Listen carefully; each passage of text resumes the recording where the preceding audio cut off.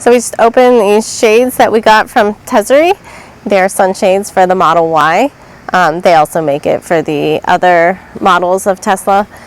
What's really nice about them is they have this reflective side that will help reflect the sun, and it should keep the car a little cooler, which we're going to do some testing on for you today.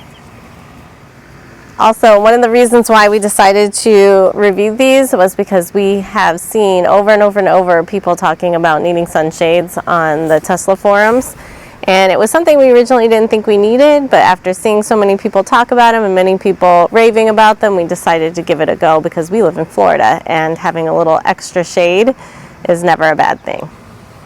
Okay, so this is the reflective side. It's kind of like a soft cloth, almost a mesh. And that side is meant to be facing out to reflect the sun. And then we have black on the inside. It also comes in beige and Starry Night. If you were camping, the Starry Night might be kind of cool. And then it gives you some basic directions. This one tells you that it's Y front, so it's the Model Y front. And then this one will tell you that it's for the rear. That'll help guide you in putting it in the car. And then it also comes with these little clips that you use to clip them into the roof of the car. And when you do the clips, you take them, and you should put the flat side along the reflective side of the sunroof, and you just push them on there all the way.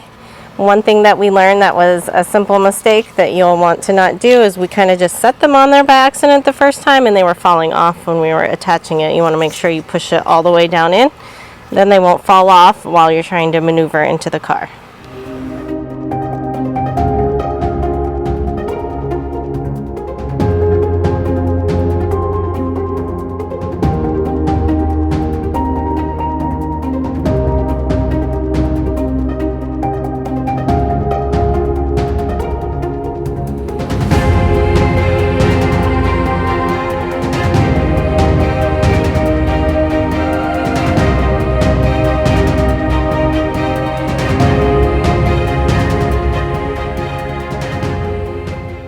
We obviously sped the video up, but we did use a stopwatch to see how long it took.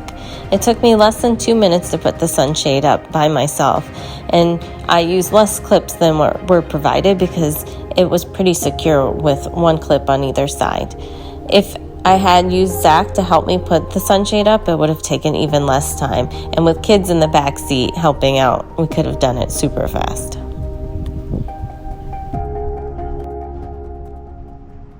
I used one clip on either side, one in the back for the back one on either side, one in the front for the front one.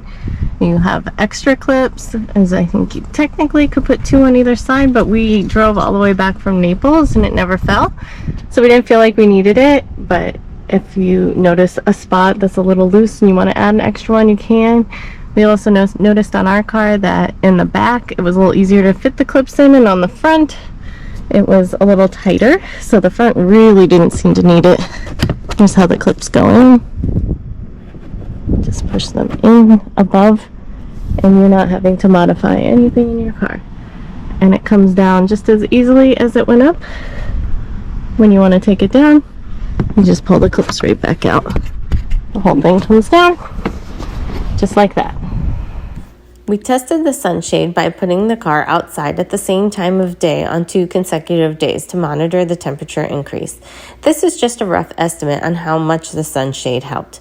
What we noticed is that the temperature rose quickly when the sunshade was not in. In the first half hour, the temperature increased by 16 degrees with the sunshade and a whopping 29 degrees without the sunshade, nearly doubling the temperature increase. Overall, even with the sunshade, the temperature increased quite a bit, but it was at a slower rate and topped out at a lower temperature.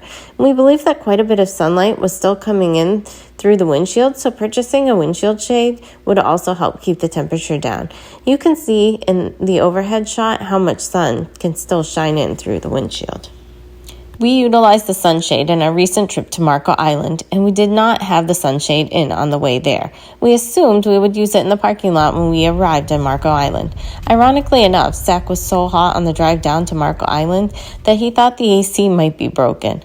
But on the way back, we left the sunshade in, and despite hours driving through the Everglades and then hitting the highway on the way home, he never even complained that he was hot. We realized that more heat comes in through the glass roof than we originally realized.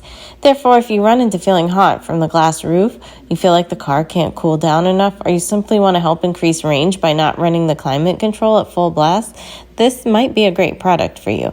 It also protects the interior of your car from the harsh effects of the sun. We also do not use cabin overheat protection because in Florida, this would result in a great deal of range loss as the car would be running constantly. This is a way to help prevent the car from getting as hot and also help you pre-cool it faster. For an inexpensive product that only takes a few minutes to install and does not damage your car, it is definitely worth it. If you are interested in ordering one, we are using the sunshade from Tesery. The link is in the description of this video, and you can use our code ourelectriclives to get 5% off.